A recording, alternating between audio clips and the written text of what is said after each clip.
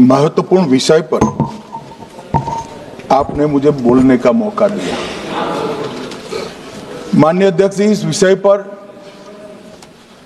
चर्चा के लिए सत्र की शुरुआत में 2 दिन गतिरोध भी हुआ। इससे एक प्रकार की गैर समझ, गलत धारणा जनता के बीच में पड़ी कि हम लोग ये चर्चा नहीं चाहते। माननीय अध्यक्ष जी, मैं स्पष्ट करना चाहता हूं, संसद ये देश का चर्चा का सबसे बड़ा पंचायत है और हम भाजपा वाले, एनडीए वाले चर्चा से कभी नहीं भागते। कोई भी मुद्दा हो, संसद के नियमों के अनुसार चर्चा के लिए हम तैयार रहते हैं। हमने 2 दिन तक विपक्ष के चर्चा करी कि इसको बाद में किया जाए, 2 सत्र बाद में किया जाए, मगर नहीं माने। हमने हाँ भर दी। मेरा दायित्व है मान्यवर कि हमने क्यों ना बोली थी। ना बोलने के 2 कारण थे। एक कारण था कि चर्चा गहन पुनः निरीक्षण के नाम पर वो मांगते थे, एसआईआर के नाम पर मांगते थे। मान्यवर, मेरा बहुत स्पष्ट मत है कि एसआईआर पर इस सदन पे चर्चा नहीं हो सकती, क्योंकि गहन पुनः निरीक्षण की जिम्मेदारी भारत के चुनाव आयोग की है। भारत का चुनाव आयोग और चुनाव आयुक्त ये सरकार के तहत काम नहीं करते। अगर जब चर्चा होती है और कुछ सवाल खड़े किए जाएंगे तो इसका जवाब कौन देगा? मान्यवर, जब उन्होंने कहा कि हम चुनाव सुधार पर चर्चा करने के लिए तैयार है, हम तुरंत मान गए और आज चुनाव सुधार पर ही चर्चा हुई। मान्यवर, लगभग 63 प्लीज मान्य दादा बीमार हो, मैं समझ रहा हूं, मगर बीमार ज्यादा हो तो घर पे रहा करो, यहां सदन का माहौल मत बिगाड़िए। मान्यवर,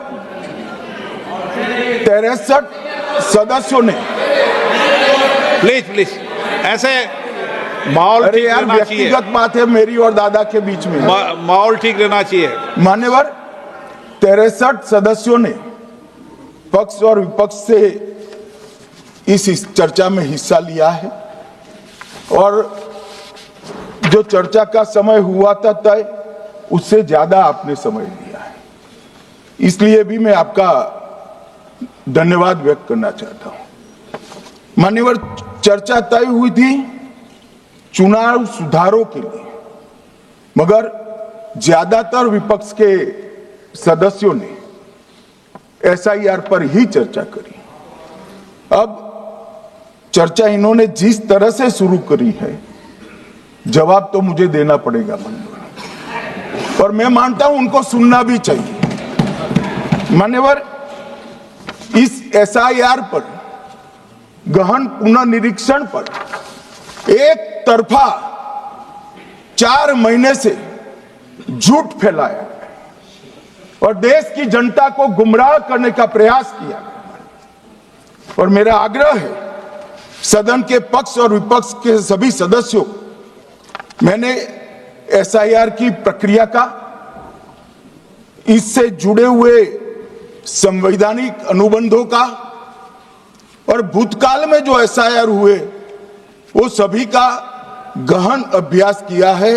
मैं आज आपके माध्यम से इस सदन को और सदन के माध्यम से पूरे देश की जनता को जो झूठ विशेषकर कांग्रेस पार्टी द्वारा फैलाया गया है, वो झूठ का मेरे तर्कों के हिसाब से जवाब देना चाहता हूं।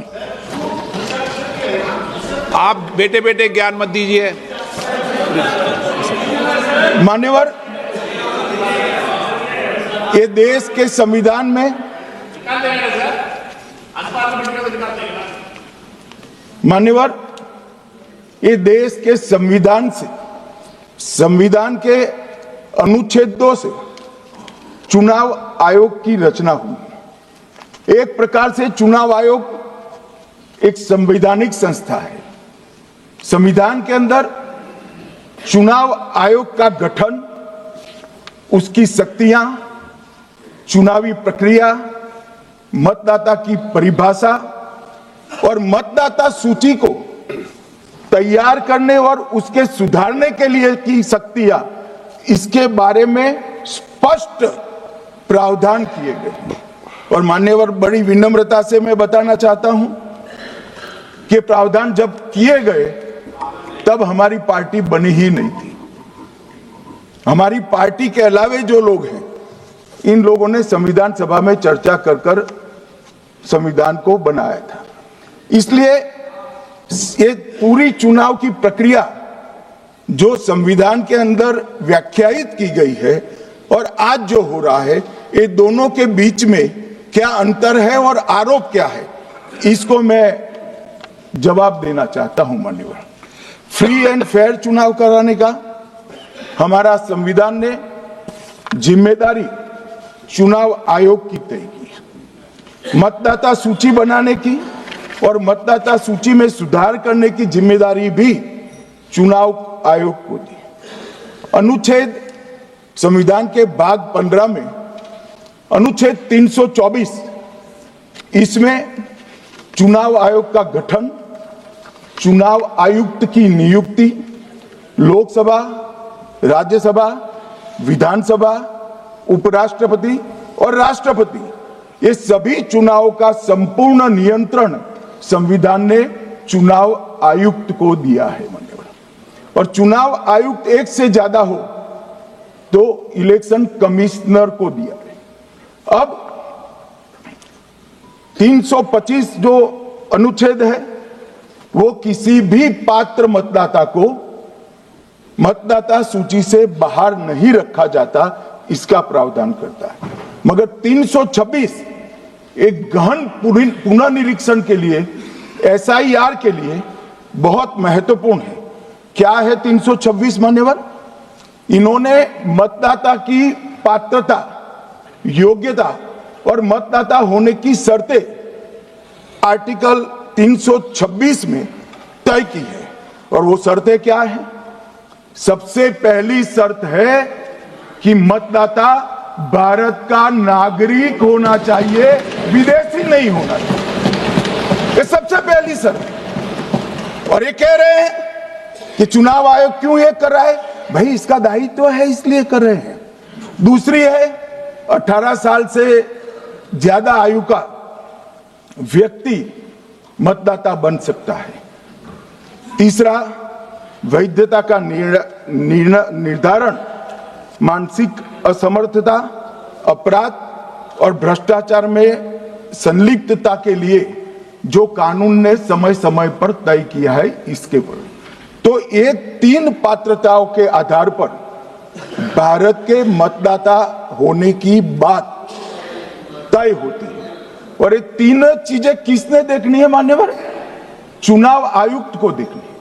चीफ इलेक्शन इलेक्शन कमीशन मतलब चीफ इलेक्शन कमिश्नर और कमिश्नर्स ने देखनी है। और 327 में मतदाता सूची, सीमांकन, चुनाव संचालन और उसके लिए कानून बनाने की सिफारिश संसद को करने की सत्ता चुनाव आयोग को दी है। कल हमारे सदस्य मनीष तिवारी कहते थे गहन पुनर्निरीक्षण का इनको अधिकार ही नहीं है। आर्टिकल 327 पूर्ण अधिकार देता है कि मतदाता सूची इस व्याख्या के आधार पर बनाने का अधिकार चुनाव आयोग को है। मान्यवर, अब SIR पर ही सवाल उठा दिए। मान्यवर, इन्होंने कहा कि SIR आज क्यों हो रहा है। मैं इनको थोड़ा इतिहास बता, और मान्यवर एक नई फैशन हो गई है, इतिहास बताते हैं तो नाराज हो जाते हैं कि आप इतिहास मत बताइए। अरे भला कोई भी प्रक्रिया, कोई आप